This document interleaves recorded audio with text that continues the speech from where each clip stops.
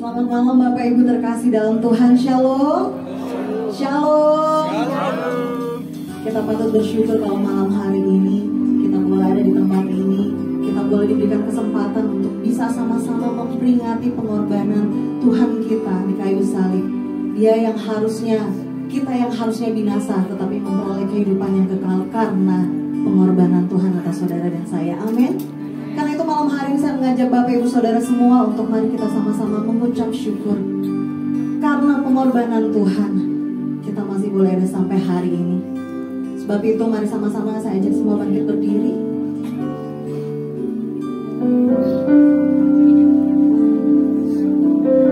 Mari sehati sepakat kita siapkan hati untuk berdoa. Kami bersyukur Tuhan untuk malam hari ini. Kami berterima kasih karena pengorbanan Tuhan, kami boleh memperoleh keselamatan yang kekal. Sebab itu malam hari ini kami datang tidak dengan tangan yang hampa.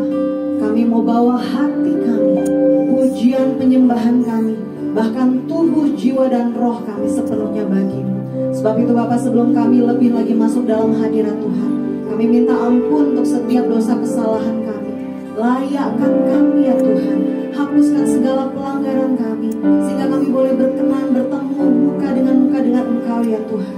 Terima kasih Bapa, kami juga percaya Tuhan menyertai dan melindungi jemaat yang masih dalam perjalanan tibakan sampai di tempat ini dengan selamat.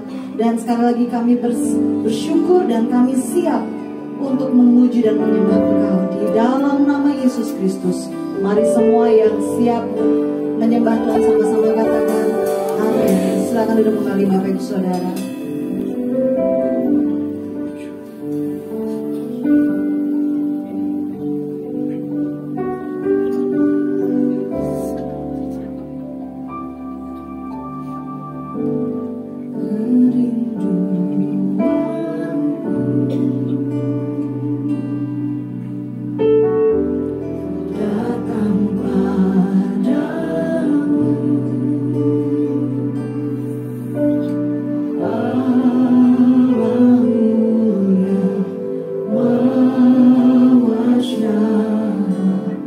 Ku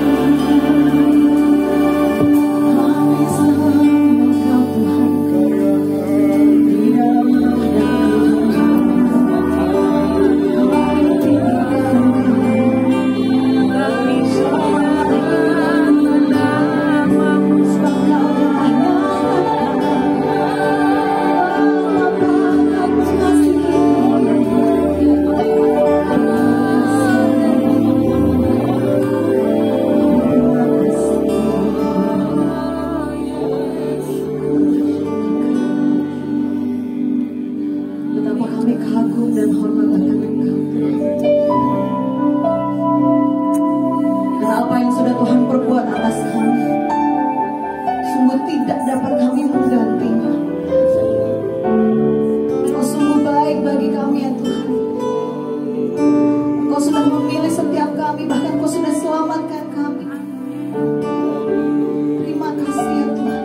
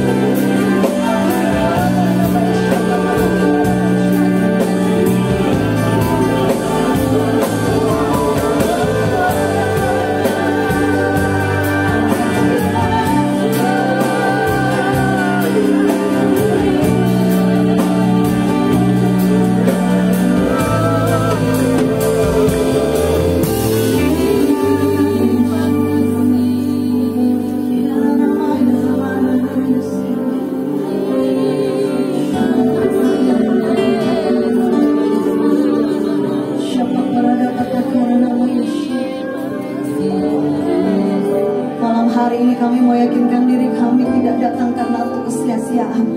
Tapi kami mau pastikan bahwa setiap kami berhadapan dengan Tuhan yang besar. Kami mau datang bukan hanya sekedar jadwal, tapi kami tahu kami perlu Tuhan. Terima kasih untuk anugerah-Mu yang besar Tuhan. Memang kami sudah ada tubuh dan darah-Mu sebagai lambang peringatan akan pengorbanan Tuhan yang mau mati bagi kami. Kami yang seharusnya binasa, Kau berikan kami keselamatan yang kekal. Kau ganti kami Tuhan di kayu salib. Tuhan, malam hari ini kami tidak mau datang dengan tangan yang hampa. Kami sungguh mau bersyukur Kau mau rela mati bagi kami. Di saat tidak ada yang lain seperti Engkau, Tuhan membuktikan betapa Engkau mengasihi setiap kami. Sebab itu malam hari Bapak Ibu Saudara, kalau Kau sepakat dengan saya, berapa banyak Kau mau lebih lagi memberikan hatimu, memberikan pujian-Mu, memberikan hidupmu malam hari. Mari bersama-sama, mari menyembah Tuhan. Siapa para rabatang karara bayar syadara, kita bapak bayar ada bayar sembah Tuhan semuanya. Sebab Dia yang layak terbaik dari Engkau dan saya.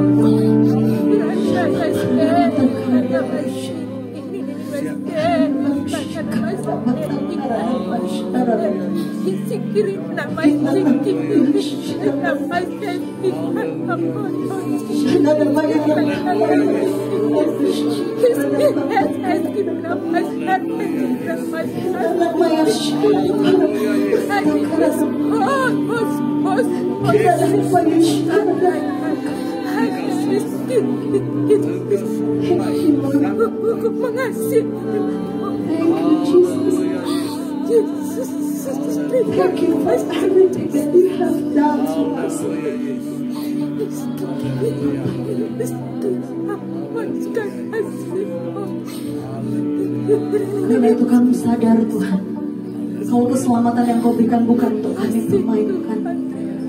Mampukan kami untuk menjaga keselamatan kami sampai dengan akhir. Sebab kami sadar begitu banyak cobaan, begitu banyak hal-hal yang bisa membuat kami lari daripada. Tapi kami tahu bahwa Tuhan tetap setia. Kami percaya Kau akan membawa kami lebih lagi Tuhan dalam kasih karunia-Mu.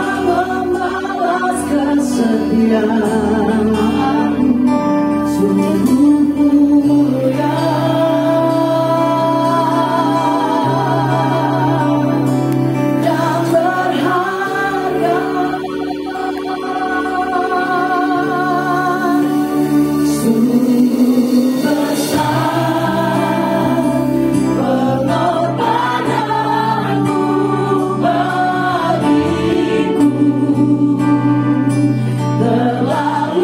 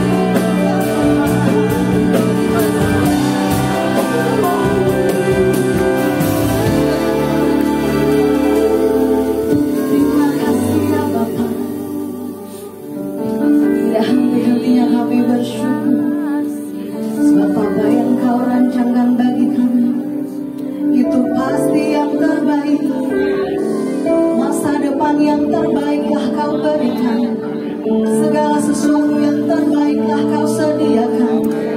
Bagi yang kami percaya dan terus mengasihi-Mu ya Tuhan, sebab kau terlebih dulu buktikan kasih-Mu bagi kami ya Tuhan. Dan kami sadar tak dapat kami balas dengan apapun selain lewat pujian, selain lewat sembah syukur kami. Semuanya hanya bagi-Mu ya Allah. Terima kasih ya Bapa. Thank you Lord.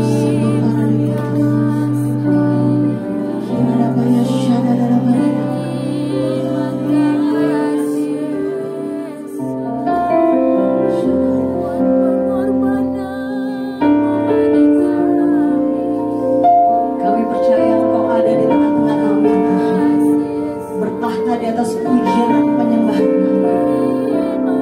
Biarlah kuasa Roh Kudus melawat setiap hamba, memulihkan setiap hati yang terluka, memberikan penghiburan kepada setiap kami. Dan kami tahu bahwa persekutuan kami dengan Engkau tidak ada yang sia-sia ya Tuhan. Terima kasih untuk kasih-Mu.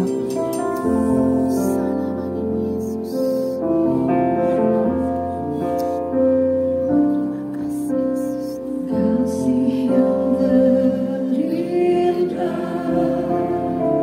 hati yang termulia, hati yang termulia, hanya ku temukan Dia,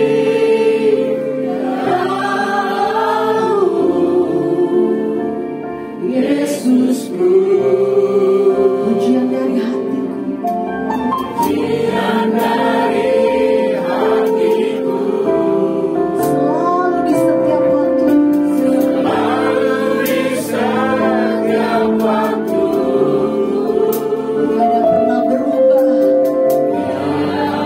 kasih-Mu atas kami ya Tuhan.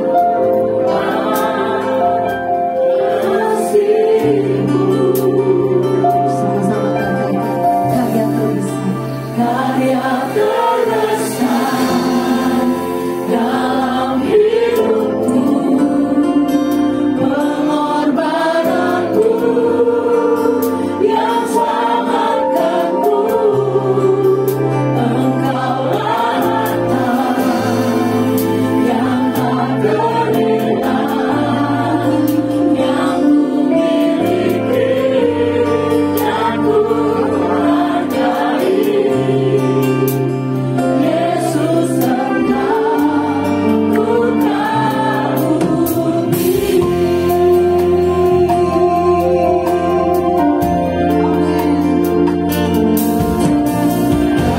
yang terindah, hati yang mulia,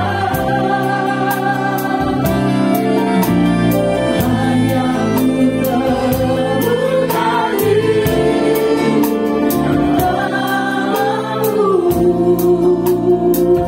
Yesusku. Katakan pujian dari hatiku, pujian dari hatiku, selalu di setiap waktuku. Tiada pernah berubah,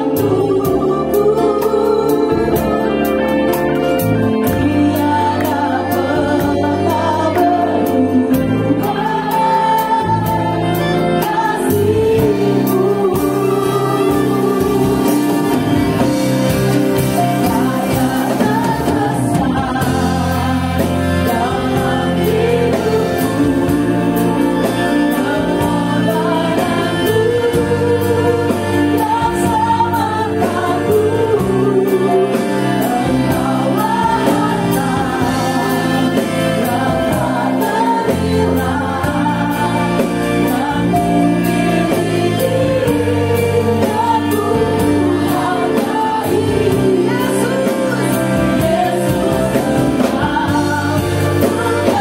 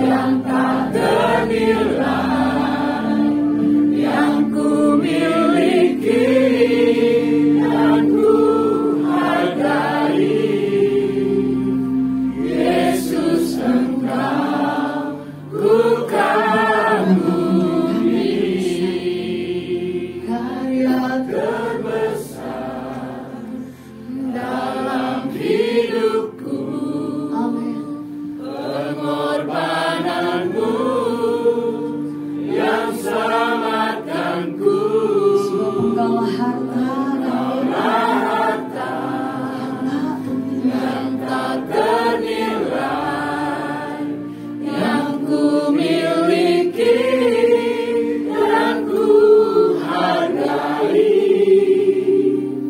Yesus Engkau ku kagumi, Yesus Engkau ku kagumi, Yesus Engkau ku kagumi, Yesus Engkau ku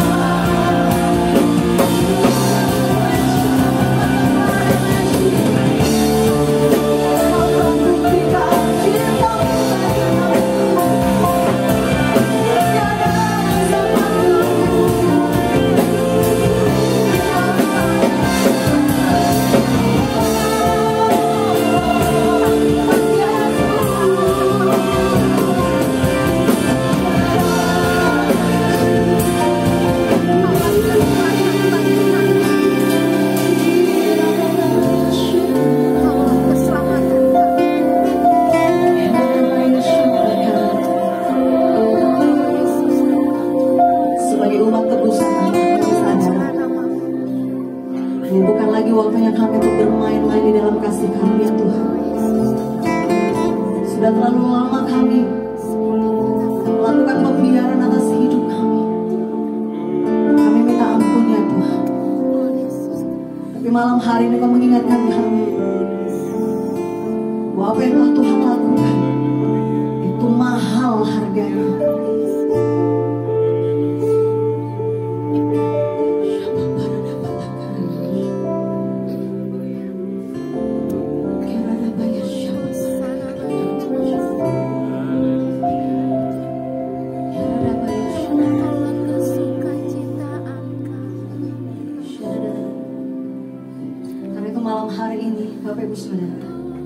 Berapa banyak kau yang percaya kau telah diselamatkan Tuhan. Mari angkat kedua tangan kita.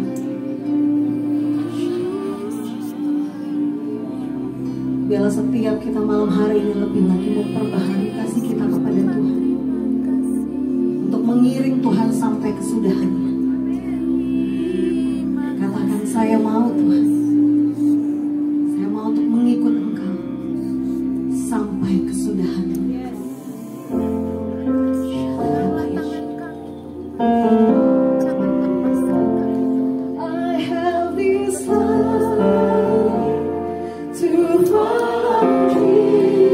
Jesus.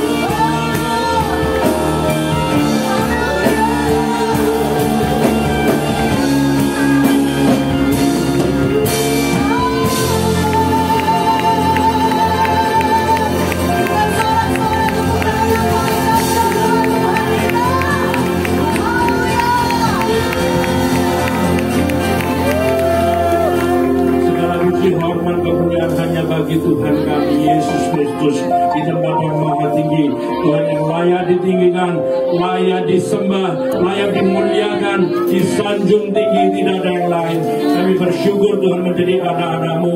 Sekalipun banyak hal yang kami hadapi, sekalipun banyak tantangan yang kami lewati, Tuhan tidak membuat kami Tuhan jauh daripada-Mu. Tuhan, Kau melihat kesetiaan kami, Tuhan menguji batin kami, apakah kami sungguh-sungguh mengasihi-Mu.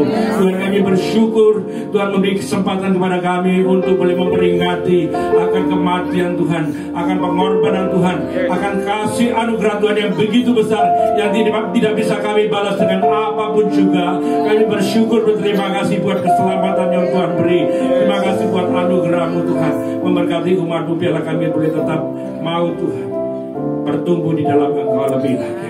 Kami makin mengasihi Engkau lagi Tuhan. Kami mau memperhatikan hidup kami.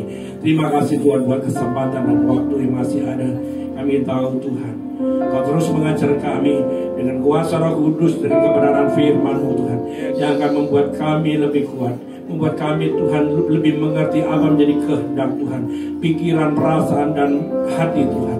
Terima kasih Tuhan, memberkati seluruh seksi dan jemaat, dan juga memberkati hamba-Mu Rudi akan menyampaikan kebenaran firman-Mu. Tuhan, berikan kuasa dan urapan yang baru. Setiap kebenaran firman-Mu yang dibagikan, kami mau menangkap, merenungkan, dan kami terus belajar untuk melakukannya. Terima kasih Tuhan buat kasih karunia-Mu. Terpujilah nama-Mu yang kekal. Di dalam nama Tuhan Yesus kami berdoa. Haleluya. Amin. Senang ketemu dengan saudara lagi malam hari ini. Ini adalah dalam perayaan atau perenungan ibadah Jumat Agung. Saya senang, saya ditemani istri saya, dia seorang pendoa dan juga pendamping yang luar biasa. Bapak Ibu Saudara yang dikasih oleh Tuhan, ketika kita memandang salib, ada banyak makna rohani di dalamnya. Sekalipun banyak juga orang tidak paham mengapa kita menggunakan lambang kekristenan itu, salah satunya adalah salib. Saya ingat lagu lama. Ku datang pada kaki itu, ku lihat cintanya yang besar. Jadi salib itu lambang cinta yang besar. Sekalipun ada yang ngomong di situ ada jin, tidak peduli. Bagi kita salib punya makna besar, bukan sekedar kayu yang kasar. Ketika Yesus berkata, aku haus, malam dia disiksa hingga pagi, lalu siang hari disalibkan dan menyerahkan nyawanya. Yesus berkata, aku haus. Dan saudara tahu, ada satu kata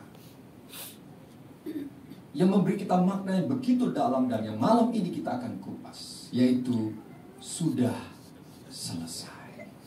Mari kita membaca ayat Yohanes 19 ayat yang ke-28. Yohanes 19 ayat yang ke-28. Sebelumnya saya ucapkan terima kasih Pak Peter, Ibu dan seluruh pengurus dan pelayan-pelayan Tuhan. Saya tadi berpikir begini, Bu Febi, ini sebenarnya nggak usah khotbah Pak, nyanyi nyembah Tuhan saja selesai, ditutup dengan kuis berhadiah. Wah, itu khotbah itu pelengkap saja sebenarnya. Kita nyembah Tuhan aja mesti terusin tadi ya. Pak Peter bisik saya, Pak Rudi 5 menit saja. Senang saya mestinya begitu, tapi nggak dibisikin, ya udah saya mesti khotbah. Yohanes 19 ayat 28 bilang begini, sesudah itu karena Yesus tahu bahwa segala sesuatu telah selesai, berkatalah ia supaya genaplah ada yang tertulis di dalam kitab suci, aku haus. Lalu dia menyerahkan nyawanya. Bapak Ibu Saudara, Tuhan tahu apa yang dia lakukan itu akan menyempurnakan, akan menggenapi semuanya. Dan malam ini saya akan beri judul renungan kita adalah Finish and Perfect. Sudah selesai dan sempurna. Apa makna di balik kata sudah selesai? Mari kita baca ayat yang lain, ayat yang ke-30. Yohanes 19 ayat 30. Sesudah Yesus meminum anggur asam itu berkatalah ia, sudah selesai. lalu menundukkan kepalanya dan menyerahkan. Ingat baik-baik, saya selalu mengingatkan kita semua jemaat bahwa Yesus mati bukan karena kehabisan darah. Dia menyerahkan nyawanya. Dia berkuasa tetap hidup. Amin. Dia berkuasa atas kematian. Tapi Yesus menyerahkan nyawanya. Dan Tuhan berkata, sudah selesai. It is finished. Teleho dalam bahasa aslinya. Dalam kata yang lebih lengkap di dalam tulisan teks Alkitab kita adalah tetelestai, yang artinya sudah selesai. Sudah selesai atau tetelestai itu berarti 3 hal. Next. Yang pertama, prosesnya sudah selesai. Yang kedua, tugas yang dikerjakan sudah selesai. Dan yang ketiga, sudah selesai itu artinya lunas, terbayar, beres urusan. Nah, 3 hal ini Bapak Ibu yang Yesus ucapkan dengan frase kata sudah selesai. Yesus Tuhan tahu ketika disalib dia menyerahkan nyawanya. Kalau tidak menyerahkan nyawanya, belum selesai. Yesus menyerahkan nyawanya dan Alkitab berkata, ia menyerahkan nyawanya. Setelah itu terjadi dia kata yang Tuhan ucapkan untuk saudara dan saya. Sudah selesai. Mari kita pahami lebih dalam lagi kata tetelestai. It is finished. Bapak Ibu sekalian, yang pertama, next. Artinya, proses dalam melaksanakan tujuannya, yaitu menyelamatkan manusia, sudah selesai. Bapak Ibu sekalian, ini adalah past tense, tetapi juga terus berlaku sampai kesudahan zaman. Ini bisa bersifat tenses dalam bahasa aslinya adalah aorist. Satu statement yang diucapkan lampau, satu statement yang diucapkan sekarang, satu statement yang diucapkan future, sama maknanya, terus terjadi. Yesus melakukan untuk saudara dan saya sudah selesai. Artinya kita harus paham bahwa tujuan Yesus datang ke dunia sudah rampung, sudah selesai. Ibrani 9 ayat 28. Demikian firman Allah. Demikian pula Kristus hanya 1 kali. Kenapa 1 kali? Karena sudah selesai. Mengorbankan dirinya untuk menanggung dosa banyak orang. Sesudah itu ia akan menyatakan dirinya sekali lagi tanpa menanggung dosa, tanpa kematian. Untuk apa? Menganugerahkan janji keselamatan yang kita masih tunggu ketika kita masih hidup ini kepada mereka yang menantikan Dia. Jadi Bapak Ibu sekalian, misi Tuhan Yesus 2000 tahun yang lalu itu sudah selesai. Tetapi tidak terjadi saat itu, lalu yang kita zaman sekarang tidak menerima manfaatnya. Bukan seperti itu. Jadi pengertiannya adalah sudah selesai itu terjadi di lampau, terjadi hari ini, terjadi di masa yang akan datang. Sempurna, sudah selesai. Finish and perfect. Bapak Ibu sekalian, tugas kita apa? Tugas kita mengisi keselamatan yang Tuhan berikan. Tugas kita apa? Menjalani keselamatan dengan hidup benar, tidak dengan sembrono, tidak dengan semau gue, tidak digunakan sebagai kesempatan kembali hidup di dalam dosa. Ini kekristenan yang benar, ini kekristenan yang sejati. Ini adalah tugas kita. Kalau saudara punya tugas amanat agung, kita semuanya juga punya tugas yang lain. Apa itu? Hidup benar di hadapan Tuhan. Sudah selesai. Itu yang pertama. Yaitu tugas untuk menyelamatkan sudah selesai. Maka dia mati sekali saja. Dan lambang salib itu mengingatkan kita Yesus pernah mati di kayu salib 2000 tahun yang lalu. Lalu yang kedua, next. Arti sudah selesai adalah status dan perannya sebagai pribadi. Juru selamat sudah dikerjakan. Yang pertama bicara tentang hasil yang Tuhan berikan untuk saya dan saudara. Yang kedua adalah ketaatannya, komitmennya.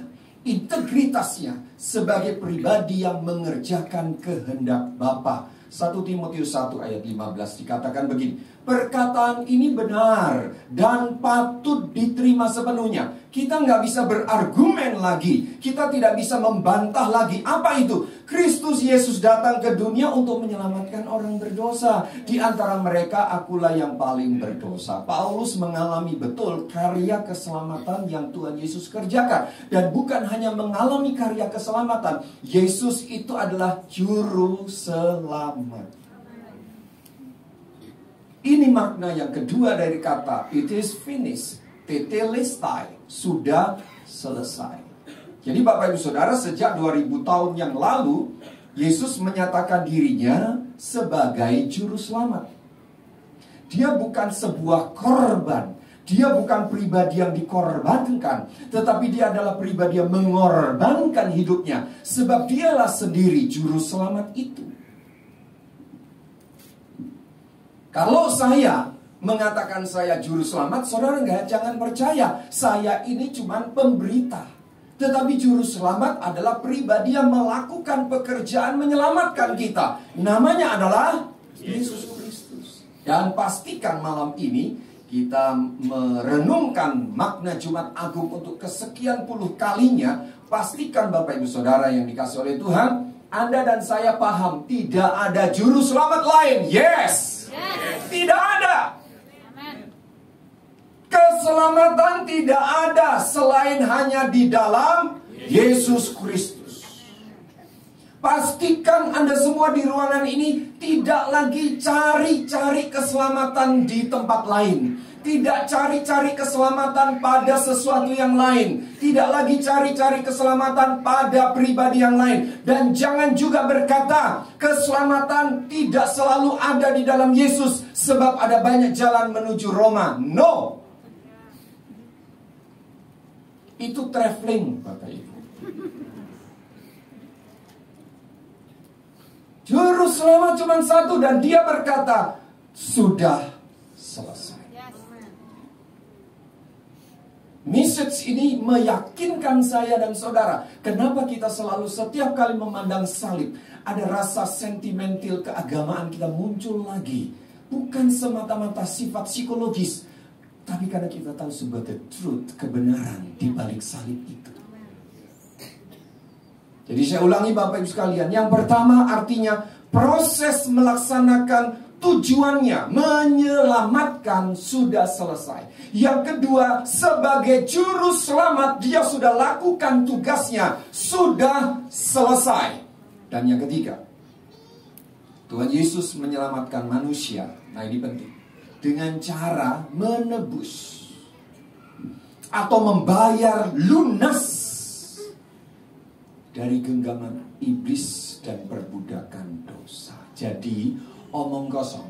Kalau Kristen lahir baru nggak bisa bebas dari dosa, itu omong kosong. Omong kosong orang Kristen nggak bisa lepas dari kebiasaan buruk, itu bohong. Bohong sekali orang Kristen tidak mampu melawan godaan dosa. Itu omong kosong, bohong. Itu perlu diragukan kekristenannya. Kristen yang sejati menang atas dosa. Kenapa? Karena Yesus sudah lakukan bagi saya dan saudara. Dan kuasanya menyertai kita. Dia menebus kita. Bukan dengan emas perak, dengan 30 keping uang emas atau perak atau bayaran yang lain. Dia berikan nyawanya buat saya dan saudara. Makanya tadi ketika memuji Tuhan, tadi lagu-lagu yang mengagungkan Tuhan Yesus, dalam hati saya, Tuhan nyanyi aja terus ya Tuhan, gak usah khotbah, gak apa-apa. Karena bagi kita sebuah refleksi iman yang luar biasa ketika kita memuji Tuhan tadi, ketika kita menyembah Tuhan tadi. Dan memang betul Bapak Ibu sekalian, Tuhan sudah membebaskan kita dari genggaman iblis dan dari perbudakan dosa. Cuman dengar baik-baik, Anda menerima resiko. Resikonya apa? Iblis gak pernah terima. Dia akan selalu cari saudara. Dia akan selalu ingin rebut saudara lagi. Dia ingin selalu cari dan hancurkan saudara lagi. Saudara mesti punya pemahaman seperti ini. Ketika Anda bernafas, Anda mesti yakin itu peperangan rohani.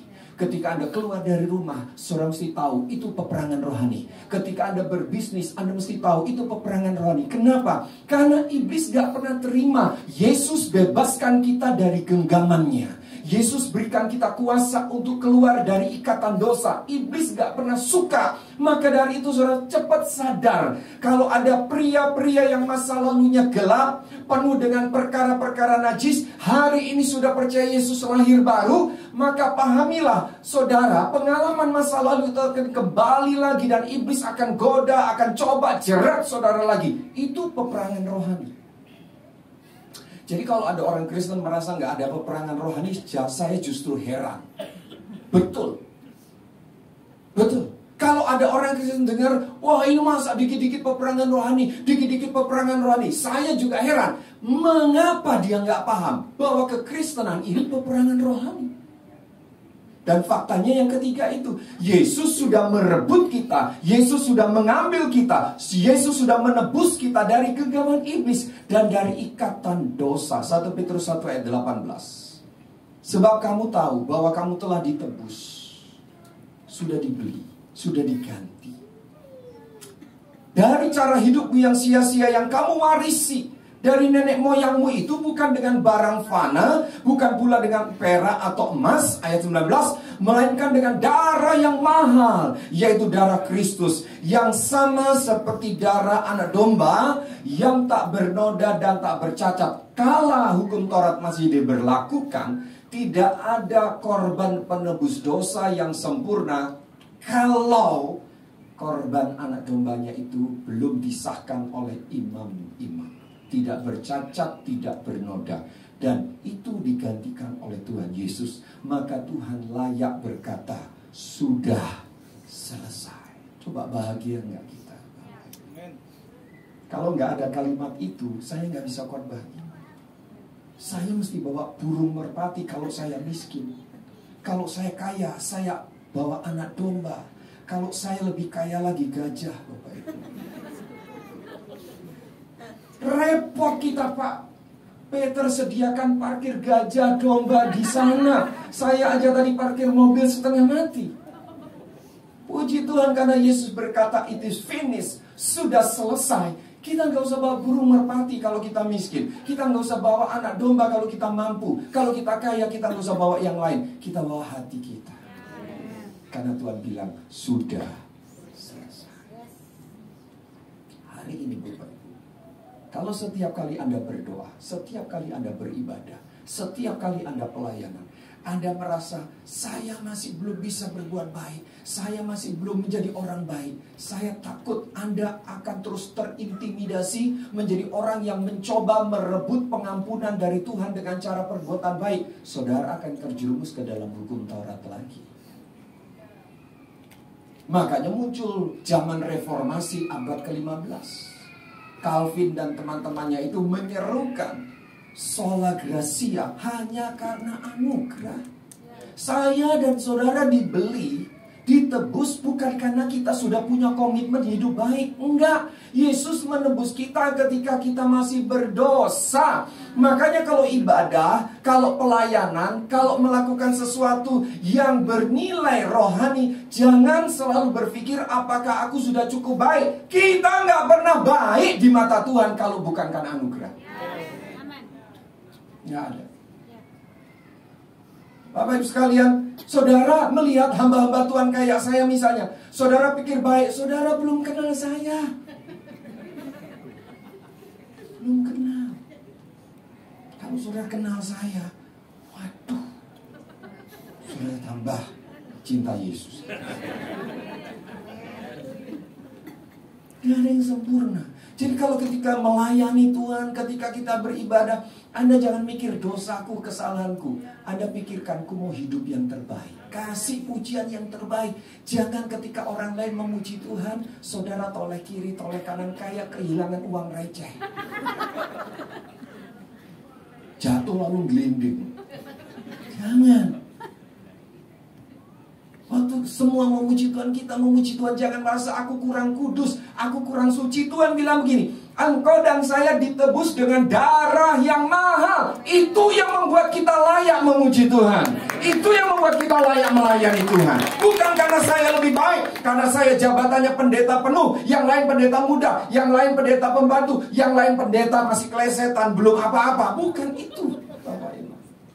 Tetapi karena kita punya karya tebus yang Tuhan Yesus lakukan untuk kita. Dan dengar Bapak Ibu sekalian, penting sekali poin yang ketiga ini. Saya dan saudara diselamatkan dari genggaman iblis. Beberapa hari yang lalu saya memberikan renungan suara gembala setiap pagi. Salah satu hari di mana ketika saya share renungan suara gembala itu, Tuhan bicara bahwa kita ini sudah bebas dari genggaman iblis. Tapi bukan berarti iblis tidak bisa serang kita. Iblis tidak bisa ganggu kita. Kalau kita buka celah, kita akan diserangnya, kita akan jatuh. Maka kita perlu setiap hari tunduk di bawah Kristus, tunduk di bawah kebenaran Kristus. Dan Tuhan menebus kita dengan cara yang luar biasa. Jadi Bapak Ibu sekalian, saya ulangi sebelum saya masuk pada bagian penutup. Yang pertama, proses sudah selesai. Sudah selesai. Tuhan gak perlu ulang-ulang lagi kematiannya di kayu salib. Sama seperti saudara minta ampun, gak perlu untuk dosa yang sama. Saudara cukup sekali selesai. Minta ampun lagi. Sama seperti orang gak percaya Tuhan itu ngampuni kita untuk dosa yang sama ya.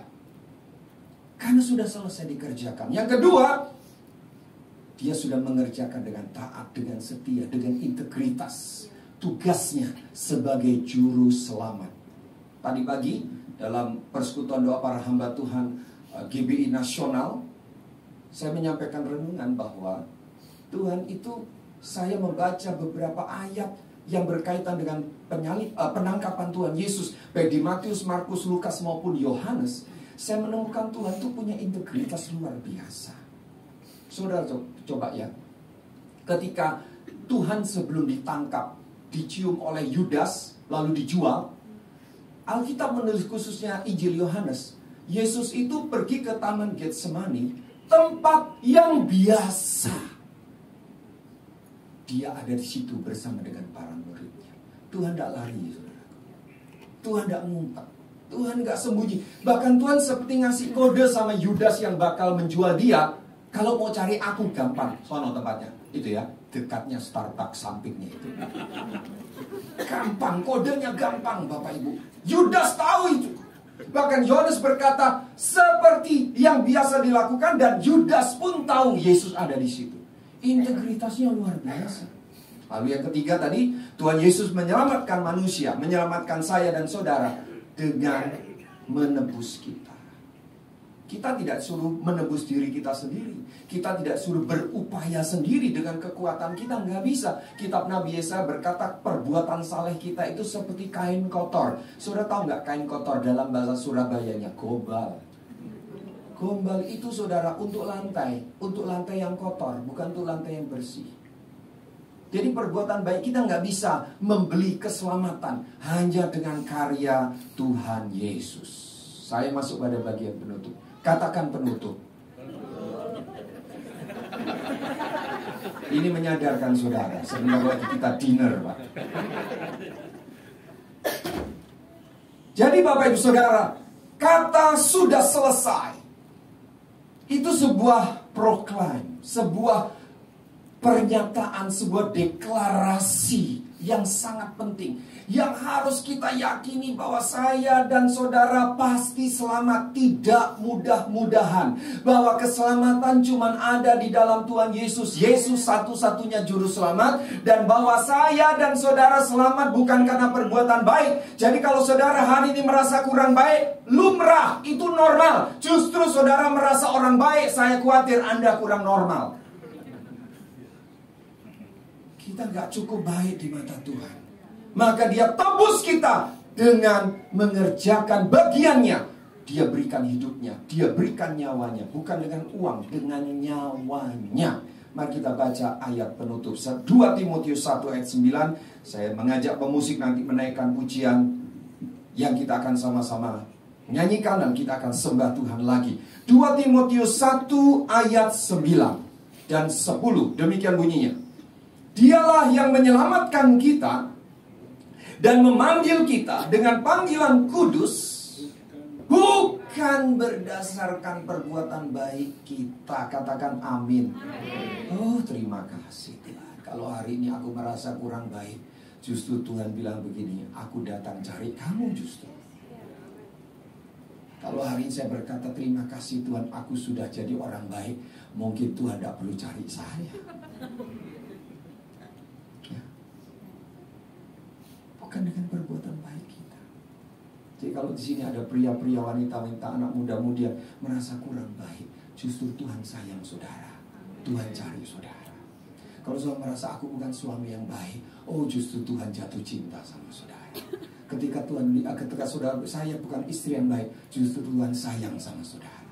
Karena Tuhan menyelamatkan kita bukan dengan perbuatan baik kita. Lalu ayat yang berikutnya, melainkan berdasarkan maksud dan kasih karunia-Nya, grace-Nya, yang kata Rasul Paulus tinggi, dalam, panjang dan lebar, bahkan tidak terpahami dengan akal pikiran manusia. Itulah kasih Tuhan yang menebus kita, yang menerima kita apa adanya. Dan Rasul Paulus tadi berkata, di antara mereka semua aku paling hina. Kontradiksi. Yang paling hina dipakai Tuhan luar biasa. Betul tidak? Kita nggak bisa sombong. Yang paling hina justru dipakai Tuhan paling luar biasa. Kita nggak bisa menghakimi. Pandang Yesus saja. Di salib itulah, lambang salib itulah, karya salib itulah, inspirasi terbesar hidup kita. Yesus yang mengasihi kita. Maka hari ini kita berkumpul, kita menyembah Tuhan. Lalu ayat yang ke-10. Dan yang sekarang dinyatakan oleh kedatangan juru selamat kita, Yesus Kristus, yang oleh Injil telah mematahkan kuasa maut dan mendatangkan hidup yang tidak dapat binasa. Rasul Paulus bilang begini, selama kita masih hidup, kita mengeluh oleh beratnya tekanan. Karena apa? Karena kita tidak mau menanggalkan yang fana untuk menuju kepada yang kekal. Artinya begini, kalau saudara berkata, Tuhan, saya ingin mengalami kasih karunia demi kasih karunia yang lebih dalam lagi, yang lebih limpah lagi, maka rahasianya saudara mesti lepaskan keakuanmu, saudara mesti lepaskan kedaginganmu, saudara mesti lepaskan keinginan-keinginanmu yang bertentangan dengan firman Allah. Di situ saudara semakin mengalami betapa besar, luar biasa kasih karunia Tuhan dalam hidup kita.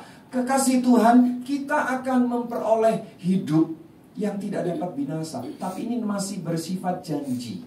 Oleh karena itu, ketika di dunia ini Anda masih berjuang, masih harus pikul salib, masih harus sangkal diri, ya itu fakta. Karena kita memang sedang berjalan menuju kepada kekekalan. Kata sedang menanti, kata sedang menuju kepada kekekalan, itu salah satu kata menggunakan kata imigran. Kita ini seorang imigran yang tanah airnya belum kita jajaki. Kita ini tanah airnya bukan di sini. Tanah air kita di surga. Kita itu imigran, pendatang. Kewarganegaraan kita itu di situ. Makanya karena rindunya tanah air, kita ini kadang-kadang rasa, aduh gak nyaman, peperangan rohani, pikul salib, sangkal diri. Nah, makna daripada Jumat Agung ini Tuhan beri kepada kita malam ini. Bapak Ibu sekalian, karya penebusan Tuhan Yesus sempurna. Anda tidak usah tambah-tambah yang lain. Yang mengerjakan cuma Yesus, nggak ada juru selamat lain. Dan keselamatan itu dikerjakan Yesus dengan membayar untuk menebus saya dan saudara milik Yesus. Kiranya perenungan Jumat Agung ini membawa kita lebih jatuh cinta kepada Tuhan, lebih dekat lagi. Kalau melayani sungguh-sungguh. Kalau belum melayani, belajar melayani. Kalau mau melayani tapi waktu belum memungkinkan, ibadah yang sungguh-sungguh. Pendek kata, untuk memaknai Jumat Agung, Anda tidak cukup cuma datang dan pulang ke gereja saja. Saudara mesti hidup sungguh-sungguh bagi Kristus. Mari kita bangun. Nekat menjadi betapa